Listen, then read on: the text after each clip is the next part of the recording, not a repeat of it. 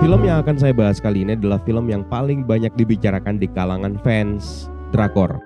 Tapi bukan karena film ini adalah adaptasi webtoon populer dan pernah dibuat case seriesnya, melainkan karena kekeliruan bersikap salah satu case-nya dalam menanggapi para fans. Saya sendiri tidak familiar dengan judul ini. Satu-satunya alasan kenapa saya mau menonton adalah karena saya penasaran seperti apa output dari film adaptasi dari drama Korea ini, karena sebelum ini Falcon Pictures terhitung hampir selalu sukses dalam hal meremake film dari luar ke versi Indonesia. Sekedar mengingatkan, remake film luar yang dilakukan oleh beberapa production house di Indonesia sebenarnya bukan merupakan sesuatu hal yang ilegal ya, karena mereka sebenarnya sudah mendapatkan lisensi untuk melakukannya, dan dari sini kita bisa banyak belajar. Bukan hanya mengadaptasi filmnya untuk dirubah menjadi film Indonesia yang sesuai dengan kultur budaya kita, tetapi juga mengadaptasi seperti apa sineas luar bisa membuat sebuah film yang sukses mencuri perhatian penonton secara global. Film yang akan saya bahas kali ini adalah A Business Proposal. Siapa sih? Presidir baru ya?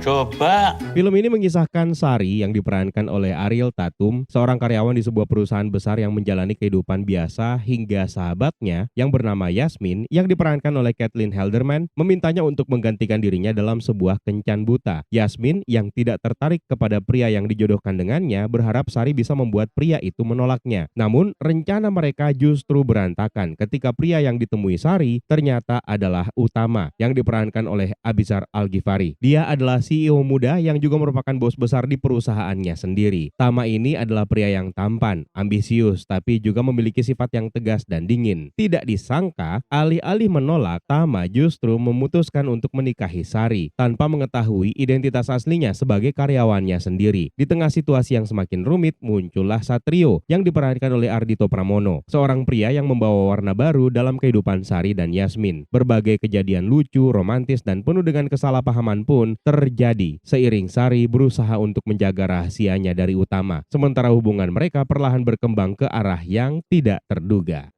Menurut penjelasan sang sutradara yaitu Rako Priyanto, A Business Proposal ini sebenarnya merupakan remake yang didasarkan kepada web novel atau webtoonnya. Film ini menggabungkan unsur romantis, komedi, dan drama yang menghadirkan kisah yang ringan tapi penuh dengan kejutan. Sekedar disclaimer, pengalaman saya menonton A Business Proposal ini sama seperti pengalaman saya ketika pertama kali menonton film Kang Mak, di mana saya belum pernah menyaksikan film Pimak yang merupakan sumber aslinya. Setelah menonton film remake-nya, barulah untuk mengecek sumber aslinya seperti apa, baik itu dari webtoon maupun dari drakornya. Dan ternyata memang sangat terasa bahwa ada niat dari para siniasnya untuk tidak mengkhianati source materialnya, meskipun terdapat sejumlah perbedaan untuk menyesuaikan kultur budaya kita. Seperti yang paling terasa adalah ibunya Sari yang diperankan oleh Indy Barens yang punya usaha warteg yang tentu saja Indonesia banget. Sementara kalau dari versi aslinya, ibunya Shin Hari punya restoran ayam. Serta terdapat penyesuaian kultur budaya lainnya yang bisa kita temukan melalui film ini tanpa harus mengkhianati source materialnya. Tapi di sini saya tidak berani memberikan komparasi secara brutal antara film remake yang satu ini sama drakornya dan juga webtoonnya. Tapi yang justru membuat saya tergelitik adalah ketika melihat ratingnya di IMDb yang anjlok seanjlok-anjloknya. Apakah memang sejelek itu? Sebenarnya merupakan sebuah hal yang wajar ketika para fans fanatik source materialnya bersikap begitu keras kepada Abizar yang kekeh menciptakan karakter baru berdasarkan skrip yang dibuat, yang sebenarnya skrip tersebut juga dibuat berdasarkan dari source materialnya. Disinilah letak kekeliruannya. Jika Abizar ingin mendalami peran tersebut, sebenarnya akan jauh lebih sempurna ketika dia memahami seperti apa karakter aslinya, baik itu dari webtoon maupun dari drakornya. Selain ada perbedaan warna kulit, juga terdapat perbedaan attitude yang bisa kita rasakan di sepanjang film antara karakter utama dengan Kang Taimo. Meskipun demikian, kalau memang ini yang diharapkan oleh sang sutradara dan sang aktor sendiri atas persetujuan di antara kedua belah pihak, sebenarnya berhasil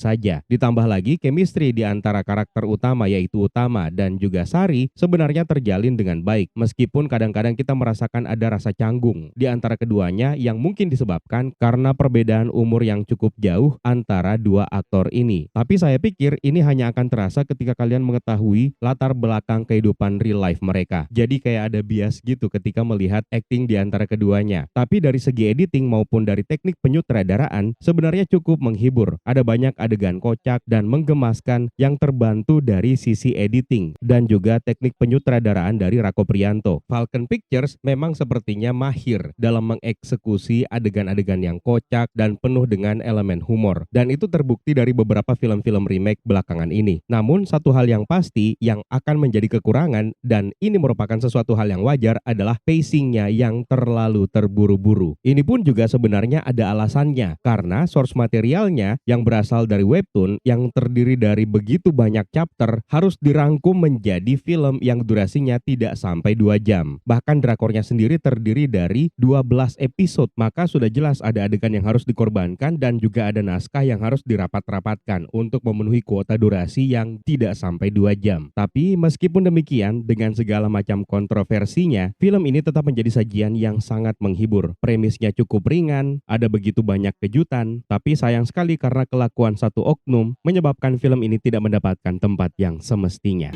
Enggak dulu deh emang ini. Pada saat video ini diupload, film ini sudah mengalami pengurangan layar bioskop yang cukup drastis. Tapi nasi sudah terlanjur menjadi bubur. Mau gimana lagi? Video ini murni hanya untuk memberitahukan kepada kalian yang mungkin penasaran emang seperti apa sih filmnya, dan mudah-mudahan gambaran singkat ini bisa memuaskan hasrat keingintahuan kalian. Itu saja, mohon maaf kalau ada salah-salah kata. My name is Eka, stay safe and until next time.